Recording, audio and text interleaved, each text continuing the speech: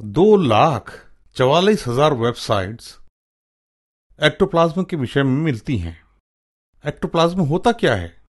यदि आप डिक्शनरी में देखें तो दो परिभाषाएं मिलती हैं। पहली परिभाषा जीव विज्ञान पर आधारित है। हर एक मानव प्राणी में एक्टोप्लाज्म होता है।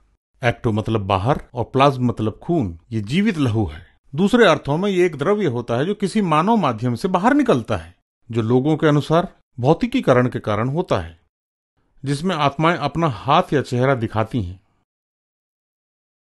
अब ये सभी वेबसाइट्स, इनमें से तो कुछ प्रामाणिक हैं पर सभी नहीं। मैं इस प्रक्रिया में लिप्त था और मैंने प्लेन चिट पर काम करना शुरू किया, लेकिन 30 वर्षों तक कुछ भी नहीं पाया।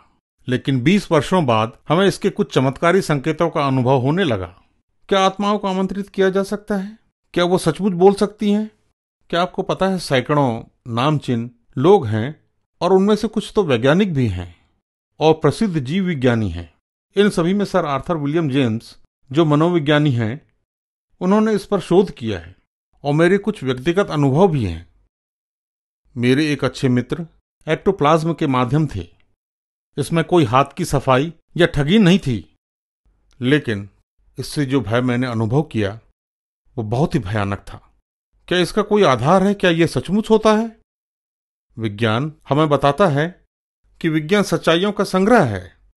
विज्ञान की भाषा में ये है अथवा नहीं है, ये होता है अथवा ये नहीं होता। लेकिन क्या ये होता है? हाँ, ये होता है। और सबसे महत्वपूर्ण यह बाइबिल के अनुसार है कि आत्माएं होती हैं।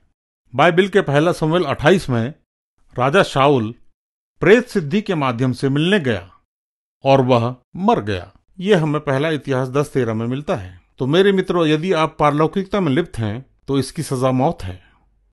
लेकिन यदि आप सत्य की आत्मा से संपर्क करते हैं तो आपको क्षमा मिल सकती है। सत्य की आत्मा जो परमेश्वर की आत्मा है, पवित्र आत्मा, और आप पवित्र आत्मा को प्राप्त कर सकते हैं।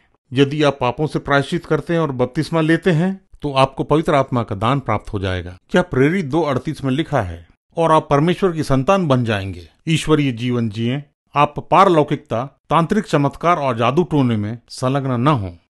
सच्चाई और पवित्र आत्मा के साथ बने रहें।